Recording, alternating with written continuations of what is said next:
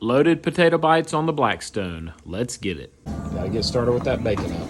Season your potatoes with salt and pepper.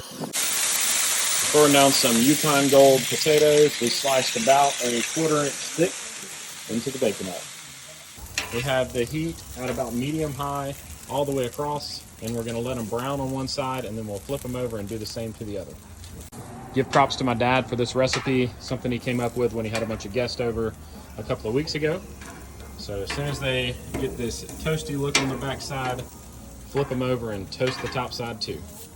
Once you flip them, you can go ahead and turn it down to low. We know the Blackstone cools down slowly, and we want to be able to toast the bottom but not burn them because we're going to add cheese and bacon to the top.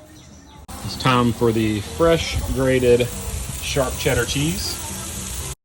Make sure the cheese doesn't touch the other ones because they'll stick together. Now you're putting just a couple of pieces of real bacon chopped into tiny pieces on each one. Next, we'll take them inside and add sour cream and chives. All right, time for the first bite.